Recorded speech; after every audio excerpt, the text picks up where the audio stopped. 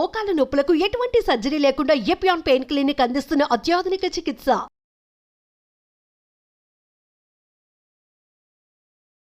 ఆ పిజ్జా కావాలి, ఆ బర్గర్ కావాలి, వాడిచ్చే ఐస్ క్రీమ్ కావాలి అని తిని రోగగ్రస్తులమై భయమై డబ్బులంతా ఈ కంపెనీలకు ఇస్తున్నాం. ఎందుకు మనకు రోగాలు వస్తున్నాయని ఎవ్వరు మీకు విశ్లేషణ చెప్పకపోవడం వల్ల ఈ అనాహుతం జరుగుతుంది. నేను 20 సంవత్సరాల నుంచి అన్ని చోట్ల చెప్పుకుంటూనే వస్తున్నాను. వందల వేల మంది బాగు చేసుకుంటున్నారు. నా దగ్గరికి ఎవరు రావాల్సిన అవసరం లేదు.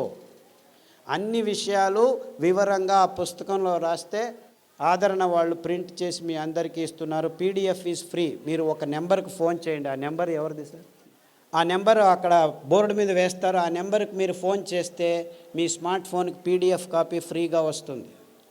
ఇప్పుడు నేను మాట్లాడిన విషయాలు, ఏ కషాయాలు ఎప్పుడు తాగాలి, ఎలా తాగాలి, IBSకి ఏం కషాయము, నరాల దౌర్బల్యానికి ఏం కషాయము, ఫిట్స్కి ఏమి కషాయము, బ్రెయిన్ ట్యూమర్కి ఏమి కషాయము, గర్భకోశం గడ్డలకి ఏమి కషాయము, ఊబకాయానికి ఏమి కషాయము, సన్నగా ఉన్న వాళ్ళు లావు అయ్యేదానికి ఏమిటి, లావుగా ఉన్న వాళ్ళు సన్నగా అయ్యేది ఏమిటి, ఇలాంటివన్నిటినీ వివరంగా ఎప్పుడు ఏ కషాయాలు తాగాలి అని చెప్పి అందులో వివరంగా రాశారు.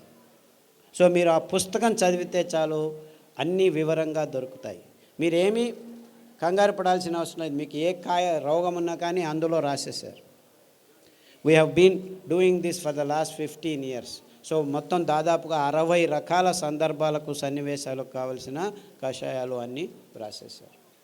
ఇంత ఏమీ అవసరం లేదు. మీకు ఏ రోగమన్నా ఉన్ని, డజంట్ మ్యాటర్. మీరు ఈ 5 సిరిధాన్యాల్ని 2 రోజులకు ఒకసారి మార్చి భోజనం చేయండి. అంటే 2 రోజులు అరికలు తినాలి, 2 రోజులు సామెలు తినాలి, 2 రోజులు ఊదులు తినాలి, 2 రోజులు అండుకూరలు, 2 రోజులు కూరలు, మళ్ళా సైకిల్. అలాగే కషాయాలు.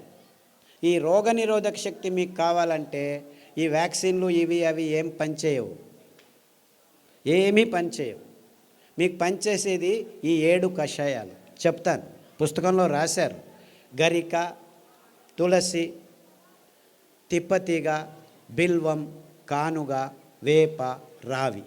ఈ 7 ఆకుల కషాయాల్ని 4 రోజులు, గరిక 4 రోజులు, తిప్పతీగ 4 రోజులు, తులసి 4 రోజులు, బిల్వం 4 రోజులు, కానుగ 4 రోజులు, 4 రోజులు వేప, 4 రోజులు రావి కషాయాలు తాగితే మీకు 2 సంవత్సరాలు డెంగ్యూ రాదు, పంగు రాదు, H5 రాదు, N1 రాదు, పంగు, జింక, పుంక, నీఫా, గీఫా, ఈ రోగాలన్నీ మీ దగ్గరికి రానే రావు, గ్యారంటీ. దీనికి ఏమైనా ఖర్చు పెట్టాలా మీరు? కానగాకు దొరుకుతుంది, తిప్పతీగ దొరుకుతుంది, వేపాకు దొరుకుతుంది, రావేకు దొరుకుతుంది, ఇంకా అన్ని చోట్ల నేను చెప్పేటివన్నీ దొరుకుతూనే ఉన్నాయి. మన అదృష్టం. ఒక్క పైసా ఒక్కరూ ఖర్చు పెట్టాల్సిన పని లేదు. ఆకులు తెచ్చుకోండి, బాగా కడగండి. ఏ దానిలతో కడుగుతారు, ఏ నీళ్ళతో కడుగుతారో? RO వాటర్తో కడగండి. రాగి ప్లేట్ ఉంచిన మట్టి కుండలో ఉన్న నీళ్ళతో కడగండి, స్ట్రక్చర్డ్ వాటర్తో కడగండి. అర్థమైందా? ఆ నీళ్ళతో కడిగి ఆ నీళ్ళతోనే కషాయం చేసుకొని, కావాలంటే తాటి బెల్లం, చెరుకు బెల్లం వేసుకోవద్దండి, గ్లూకోజ్ ఎక్కువ ఉంటుంది. తాటి బెల్లంలో ఫ్రక్టోజ్ ఎక్కువ ఉంటుంది, ఏమీ ఇబ్బంది లేదు. పిల్లలకి బెల్లం కొద్దిగా వేసి కషాయం తాపించండి. 9 నెలల పాప నుంచి 108 సంవత్సరాల ముసలి వాళ్ళు కూడాను కషాయాలు తాగొచ్చు, ఏమీ ఇబ్బంది లేదు. అదే ఆడవాళ్ళు అయితే గోంగూర కషాయం రామబాణం. మీకు ఏమీ తోచట్లేదనుకోండి, గోంగూర ఆకు తెచ్చుకొని 4 ఆకులు ఉడకపెట్టుకొని 2 నిమిషాలు కషాయం చేసుకొని తాగండి. టీవీ చూడకండి, టీవీ చూస్తూను తాగొచ్చు. గోంగూర కషాయం అయితే మీకు టీవీ చూడకుండా చేస్తుంది. మీకు ప్రజ్ఞ ఎక్కువ అవుతుంది, రోగనిరోధక శక్తి ఎక్కువ అవుతుంది, అద్భుతమైన రక్తహీనత నుంచి దూరంగా చేసేదానికి వీలవుతుంది, వైట్ డిశ్చార్జ్ తక్కువ అవుతుంది. ఇలాంటి మీ సమస్యలన్నీ 99% గోంగూర కషాయంతో మాయమైపోతాయి. సో వారానికి 2 రోజులు, లేకపోతే 2 వారాలు గోంగూర కషాయం, 2 వారాలు కొత్తిమీర కషాయము, 2 వారాలు రావి ఆకు కషాయం తాగితే చాలు, ఆడవాళ్ళకి ప్రాబ్లమ్స్ అన్నీ మాయమైపోవడం మొదలుపెడతాయి. ఇంత సింపుల్గా ఉంది విషయం. ఇన్ఫ్యాక్ట్ ఇంత సింపుల్గా ఉందని నేను చెప్పేది ఎవరు నమ్మరు. మొదలు అందరూ అలాగనే వాళ్ళు. ఇన్ఫాక్ట్ ఒక డాక్టర్ లేచి నేను 2 గంటలు లెక్చర్ ఇచ్చిన తర్వాత, ఈజ్ దట్ సో సింపుల్ అన్నాడు. I said it is much simpler. 2 గంటలు అవసరం లేదు, 2 వాక్యాల్లో చెప్తాను నేను. 2 వాక్యాలు.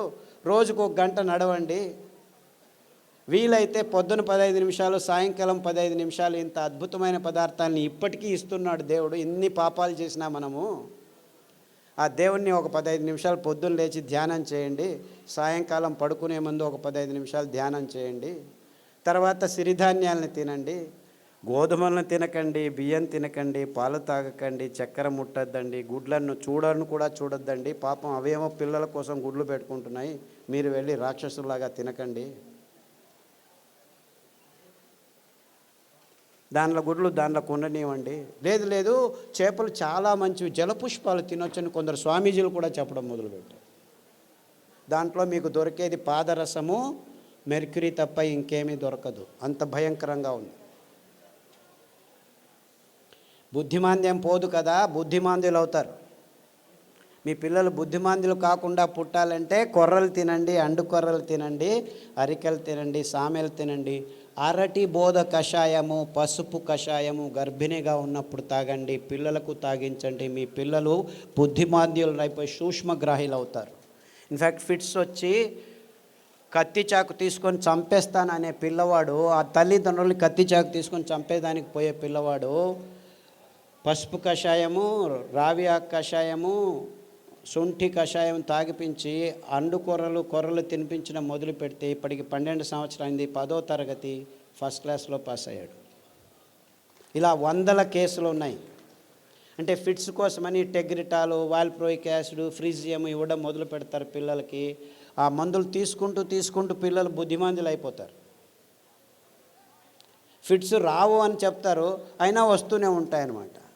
అలాంటి వాళ్ళందరికీ కొర్రలు, అండు కొర్రలు తినిపించి ఈ కషాయాలు తాగిపిస్తే 6 నెలల్లో ట్యాబ్లెట్లు మెల్లిమెల్లిగా ఆపు చేసి ఇప్పుడు హ్యాపీగా ఇంట్లో అందరికీ సహాయం చేసుకుంటూ బాగా నడుస్తూ ఏ ఇబ్బంది లేకుండా మాట్లాడటం తెలియని వాళ్ళు కూడా మాట్లాడడం మొదలుపెట్టారు.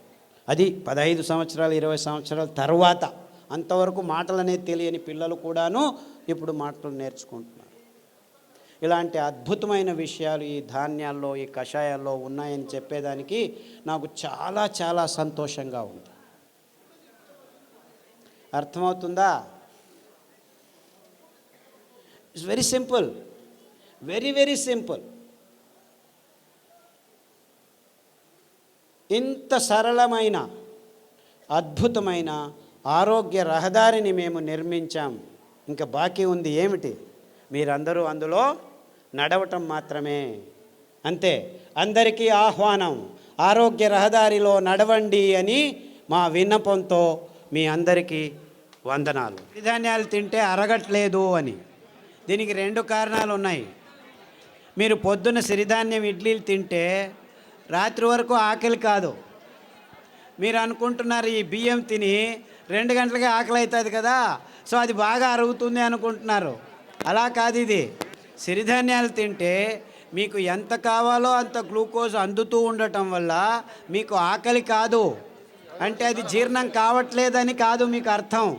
అందరికీ ప్రాబ్లం అది. అంతేకాకుండా మీరు సిరిధాన్యాల్ని బియ్యంలాగే కుక్కర్లో వేసి పుస్ అని 4 కూగులు కూగించేస్తే రాదనమాట. అది ఉడకదు. రాత్రి నానబెట్టి పొద్దున ఉడకబెట్టుకోవాలి. కనీసం 3 గంటల నుంచి 6 గంటలు నానబెట్టాలన్నమాట. నానబెట్టి వండితే ఆ ధాన్యం తింటే మీరు హ్యాపీగా ఫీల్ అవుతారు, ఆరోగ్యంగా ఉంటుంది.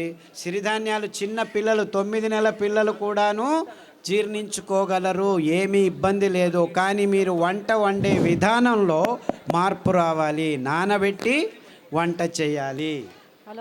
హలో సార్, మేము డయాలసిస్ పేషెంట్.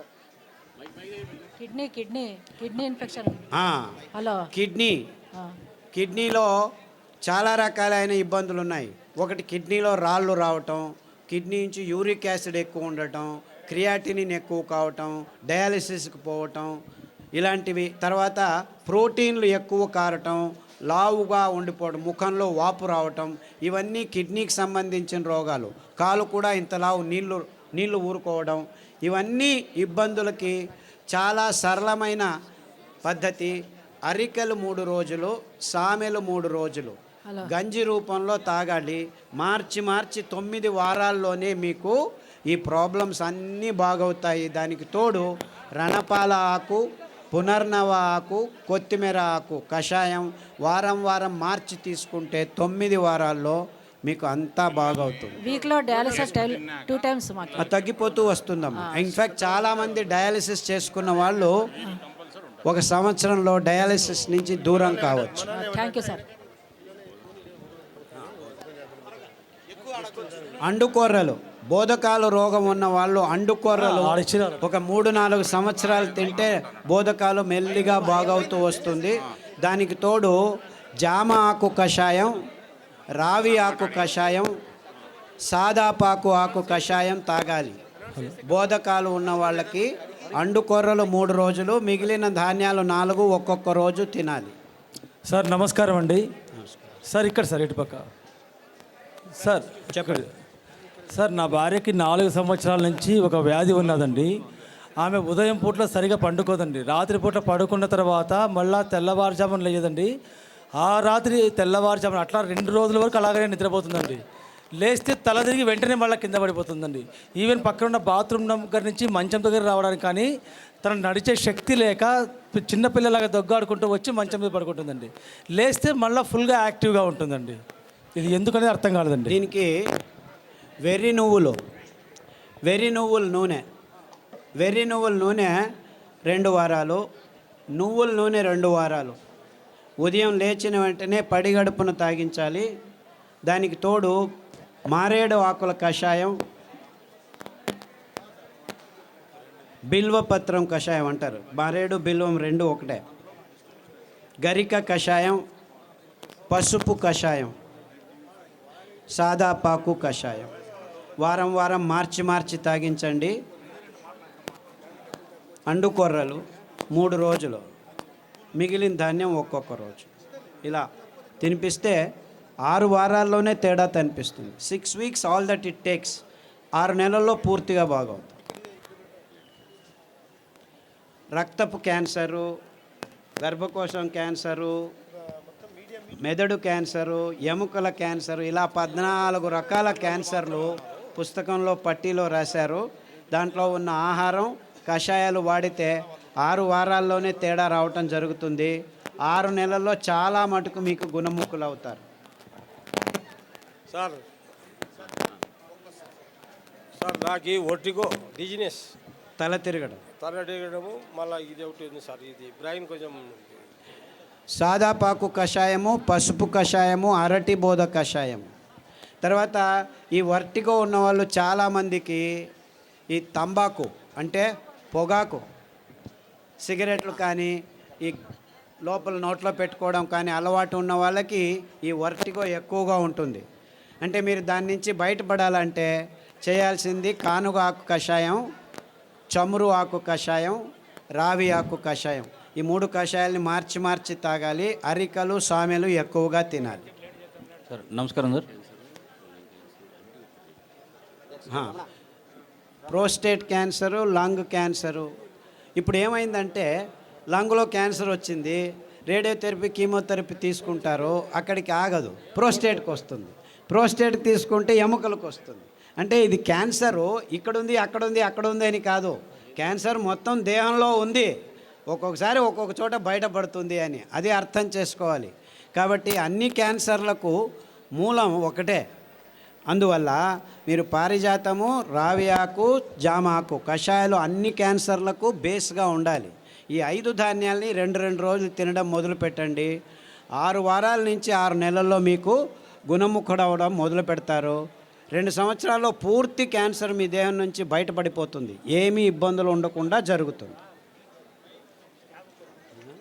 బ్రెయిన్ స్ట్రెంగ్తింగ్ చేసి అదే చెప్పాను కదా, సదాగా సాదాపాకు, పసుపు కషాయాలన్నీ ఈ నర దౌర్బల్యానికి జరిగినదానికి. తర్వాత నువ్వుల నూనె, వెర్రి నువ్వుల నూనె తాగండి. ఐబిఎస్ పుస్తకంలో రాసాము. ఐబిఎస్, క్రాన్స్ డిసీజు, కొల్లైటిస్ ఇవన్నీను లిస్ట్ చేశాము. పుస్తకంలో పట్టీలో ఉంది, గమనించి వాడండి. నమస్కారం సార్. సార్ నమస్కారం సార్. సార్ పాలు కాకుండా పాల ఉత్పత్తులు పెరుగు మజ్జిగ పాలు లాక్టోబాసిల్లస్ తోడుకు పెరుగుకు వేసుకుంటే అందులో ఉన్న కెమికల్స్ అన్నీ నిర్నామం అయిపోతాయి ఫర్మెంటేషన్ వల్ల. అంతేకాకుండా మనకు పాలు కొబ్బరి పాలు అతి అద్భుతమైన పాలు, అన్ని రోగాలను దూరం చేస్తాయి. నువ్వుల పాలు ఇంకా మంచిది, రాగి పాలు మంచిది. సో మనకు ఒక్క పాలు కాదు, కొబ్బరి పాలు అతి అద్భుతమైన పాలు. పిల్లల రోగాలన్నీ దూరం అయిపోతాయి, రోగనిరోధక శక్తి ఎక్కువ అవుతుంది, జీర్ణశక్తి బాగుంటుంది, మెదడు రోగాలు రాకుండా ఉంటాయి. సో మీరు పాలకు పర్యాయం అంటే చాలా పాలు ఉన్నాయి. కొబ్బరి పాలు, నువ్వుల పాలు, రాగుల పాలు, సజ్జల పాలు, ఇలా 4-5 రకాల పాలు. దానిలో నుంచి పెరుగు కూడా చేసుకోవచ్చు, ఏమీ ఇబ్బంది లేదు. సార్ నమస్కారం అండి, నా పేరు పూల రమణ సార్. ఈ పరిసర ప్రాంతాల్లో మాకు రాగిడి భూములు ఎక్కువ సార్. సో ఈ ప్రాంతంలో మేము ఎక్కువగా జొన్నలు పండిస్తుంటాం, జొన్నలు, రాగులు, సద్దలు పండిస్తుంటాం. వాటి గురించి కూడా మీరు కొంచెం దయచేసి వాటి వివరణ కూడా ఇవ్వాలి. పుస్తకంలో రాశారు తటస్థ ధాన్యాలని. ఎందుకు మీరు రాగులు, సజ్జలు, జొన్నలే ఇంకా పెంచుతున్నారంటే కారణం ఇంతే. ఇది చాలా టెక్నికల్ రీజను, ప్రాక్టికల్ రీజను. రాగులు, సజ్జలు, జొన్నలు నగ్న బీజాలు అంటారు. అంటే దానిల మీద కవచం ఉండదు. అంటే దాన్ని మీరు మిషన్కి తీసుకెళ్ళి డీహస్కింగ్ చేయాల్సిన పని లేదు. అందుకే నేను చెప్తే ఎవరు నమ్మరు, మొదలు నమ్ముతూ ఉండలేదు. 20 సంవత్సరాల క్రితం డయాబెటీస్, గ్యాంగ్రీన్, రేపు కాలు కట్ చేయాలని 100 మంది క్యూలో నుంచున్నారు అన్ని హాస్పిటళ్ళలోనూ. మల్లేశ్వరంలో యాంపుటేషన్ హాస్పిటల్ ఉంది, రోజుకు 88 మందిని ఒక్కొక్క రూమ్లో కాలు అలా తీసి పడేస్తున్నారు. గల్ఫ్ కంట్రీస్లో ఇక్కడ 80 మంది అయితే అక్కడ 160 మందికి తీసేస్తున్నారు. అంటే డయాబెటీస్ వస్తే అక్కడికి ఆగదు. కొందరికి కాలు తీసేయాలి గ్యాంగ్రీన్ అని, కొందరికి కిడ్నీ లేచిపోతుంది డయాలిసిస్, కొందరికి కళ్ళు పోతున్నాయి, కొందరికి మొనకాలు న్యూరోపతి తీసేసి కొత్త కాళ్ళు వేస్తాం రండి అంటున్నారు. అన్నిటికీ కొత్త కాలు, కొత్త కిడ్నీ, కొత్తది ఎక్కడి నుంచి తెస్తున్నారు? పాడైందుకు ఎందుకు ఉంది అని చూడట్లేదు. కాలు తీసేస్తే ఎక్కడి నుంచి వస్తుంది? మళ్ళీ కొత్త కాలు పెడతారే, కృతక కాలు పెడతారు, అదొక బిజినెస్. పొద్దున టూత్ పేస్ట్లో నుంచి మొదలు పెడితే కాఫీలు, ఇడ్లీలు, దోశలు, పూరీలు, పుల్కాలు, ఇవన్నీ మీరు నోట్లో వేసుకున్న 100 గ్రాములు బియ్యం పిండి నుంచి 35 గ్రాములు గ్లూకోజు 15 నిమిషాల్లో రక్తంలోకి వచ్చేస్తుంది. 15 minutes, that's all it takes. గోధుమ పిండి వేసుకుంటే ఇంకా ముందు వచ్చేస్తుంది. 100 గ్రాములు పూరీలు కానీ, పుల్కాలు కానీ, డ్రై పుల్కా తింటున్నాం మేము, ఆయిల్ మంచిది కాదు. డ్రై పుల్కా తిన్నా అంతే, నూనె వేసుకొని పుల్కా తిన్నా అంతే 35 గ్రాములు మీ రక్తంలోకి వచ్చేస్తుంది. మొత్తం టిఫిన్ అయ్యే లోపల 45 గ్రాములు కాఫీలు, టీలు అంతా చేరితే 50 గ్రాములు గ్లూకోజ్ పొద్దున 10 గంటలకే మీ దేహంలోకి వచ్చేసింది. 10 గంటలకు ఆఫీస్కి పోతే మళ్ళీ ఒక కాఫీ, అట్లా పోయి కాఫీ తాగి వస్తాం, ఇట్లా పోయి టీ తాగి వస్తాం. ఇంకా టీలు, కాఫీలు, ఎండాకాలం జ్యూసులు తాగుదాము. ఒక్కొక్క జ్యూస్లో మీకు 50 గ్రాముల నుంచి 100 గ్రాములు చక్కెర వేసి బుర్ర అని తాగొచ్చి ఆహా మంకు మందం అయిపోయింది. రక్తం అంతా చేరి ఆ మందం ప్రవహించకుండా హార్ట్ బీట్ తప్పుతూ ఉంటే, ఓహో హార్ట్ బీట్ తప్పుతుంది, నీ రక్తంలో హార్ట్ బ్లాక్స్ అవుతున్నాయి, రక్తం మందం అయిపోయింది, ఈ ట్యాబ్లెట్ తీసుకో. ఎన్ని రోజులు తీసుకుంటూ ఉండు, ఏం ప్రాబ్లం లేదు. అరే ఆ చక్కెర నోట్లో పోకుండా చూసుకోరా నాయన, అది మందం అవుతుంది. ఇప్పుడు చక్కెర నీళ్ళలో వేసి ఒక 2 నిమిషాలు వేడి చేస్తే ఏమవుతుంది? పాకం అవుతుంది. మీ దేహం టెంపరేచర్ ఎంత ఉంది, ఆ టెంపరేచర్లో మీరు చక్కెరలో వేసింటే పాకమై కూర్చోండి ఉంది. పాకమై కూర్చుందిరా బాబు, అందుకే రక్తం పారట్లేదు అని ఎవడైనా చెప్పాడు? లేదు ఊరికాయ తింటే మీకు బీపీ వచ్చింది అంటాడు. ఉప్పుకు బీపీకి సంబంధమే లేదు, కానీ చక్కెరకు ఉన్న సంబంధం అని ఏ డాక్టర్ ఇంతవరకు మీకు చెప్పలేదు. అంతెందుకు, మీరు మీ భార్య మర్చిపోయి ఉప్పు ఒకసారి సాంబార్లో ఎక్కువ వేసింది అనుకోండి, రెండోసారి మర్చిపోయి, ఒకసారి వేసింటుంది, ఏదో ఇంట్లో గొలవల గలబల మర్చిపోయాను, ఇంకొకసారి ఉప్పు వేశారనుకోండి, ఆ సాంబార్ ఎవరైనా తింటారా? భార్య కూడా తినదు, ఉప్పు కషమని. అదే మర్చిపోయి గులాబ్ జాముకి ఇంకో 4 చెంచాలు చక్కెర ఎక్కువ వేసాం అనుకో, హేమావతి చాలా బాగుంది, ఇంక 2 గులాబీలు తీసుకురా అంటాం. అంటే ఉప్పు మనం కావాలన్నా తినలేము. నాకంటే మీరు కొద్దిగా ఎక్కువ ఉప్పు తినొచ్చు, ఇంకొక ఊరగాయ ఎక్కువ తినొచ్చు, అంతేకాని ఉప్పు మన నోట్లోకి పోమన్నా పోదు. కానీ డాక్టర్లు ఏం చెప్తున్నారు?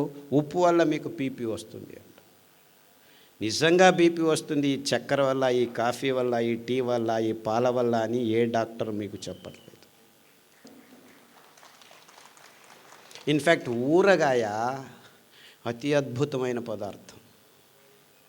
నిమ్మకాయ ఊరగాయ, టమోటా ఊరగాయ, చింతపండు ఊరగాయ, మామిడికాయ ఊరగాయ, ఉల్లికాయ ఊరగాయ, ఇవన్నీ ఆల్ఫా హైడ్రాక్సీ కార్బాక్సిలిక్ యాసిడ్స్ అంటారు. Tartaric acid, citric acid, ascorbic acid, మామిడి పండులో గ్యాలిక్ యాసిడ్ అని, గోంగూరలో ప్రోటోకోచిక్ యాసిడ్ అని ఇంకొకటి అద్భుతమైన పదార్థాలు. ఇవి అద్భుతం.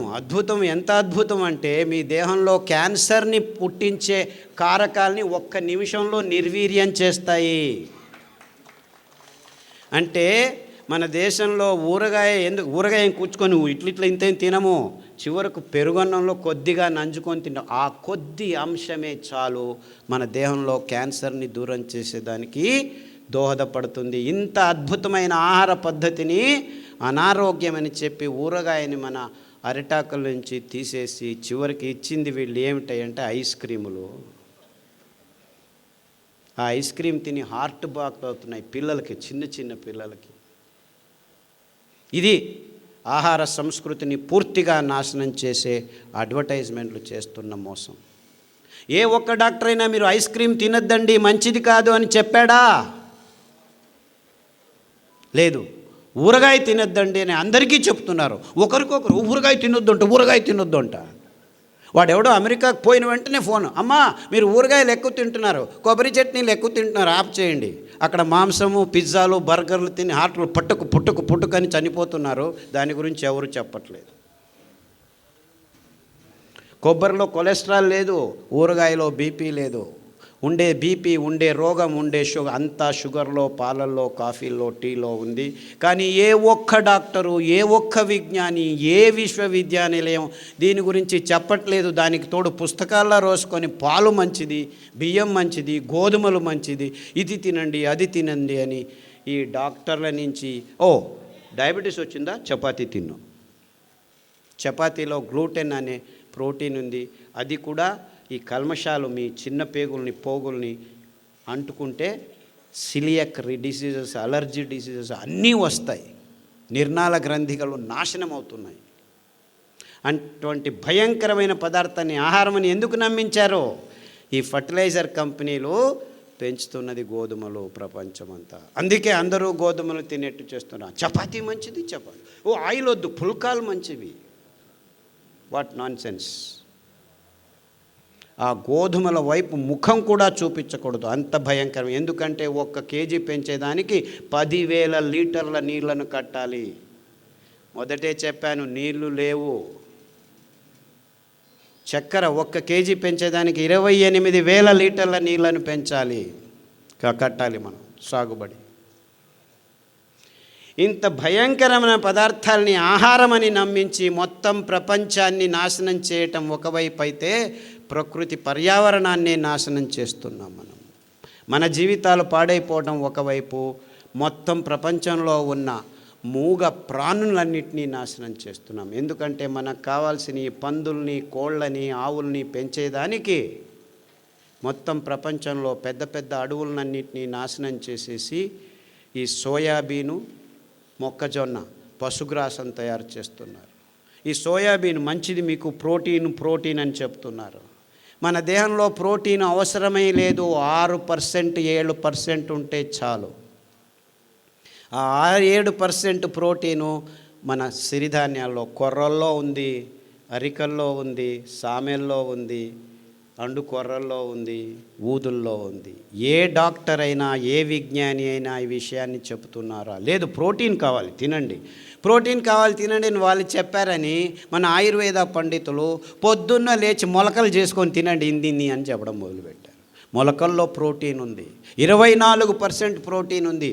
అంత తినకూడదు. మీరు కావాలంటే వారానికి ఒకసారి ఏదైనా బేడలు, అది పెసలు కావచ్చు, ఉలవలు కావచ్చు, కందులు కావచ్చు, శనగలు కావచ్చు, అంతకంటే ఎక్కువ అవసరం లేదు. మీరు ఎక్కువ తింటే మీ పొట్ట అప్పుద్ది తెలుస్తుంది మీకు.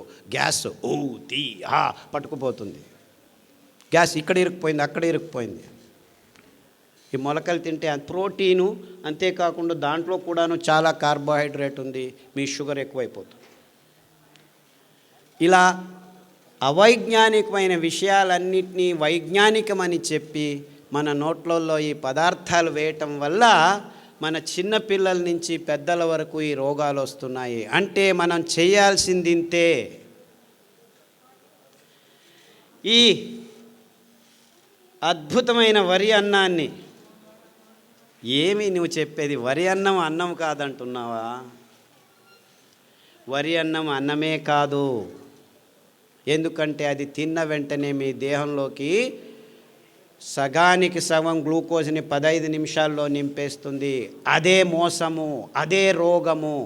ఆ గ్లూకోజ్ను నిభాయించుకునేదానికి రక్తంలో కాలేయము, ప్లీహము, ఇంకా వేరే వేరే నిర్నాళ గ్రంథులన్నీ చేరి ఇది ఎక్కువైపోయిందని గ్లైకోజన్ తయారు చేస్తుంది, కొలెస్ట్రాల్ తయారు చేస్తుంది, ట్రైగ్లిసరైడ్స్ తయారు చేస్తుంది, రుమాటిక్ ఫ్యాక్టర్ తయారు చేస్తుంది, కొవ్వు తయారు చేస్తుంది, మాంసం తయారు చేస్తుంది. అందరూ ఈ బాతు ఆ బాతు తినుకొని బాతుకొంబుట్టిదారే అంటారు కన్నడದಲ್ಲಿ. బాతుకోవడం అంటే లావు కావడం అని. సో ఇప్పుడు చిన్న చిన్న పిల్లలు 80 కేజీలు 90 కేజీలు తూగుతున్నారు.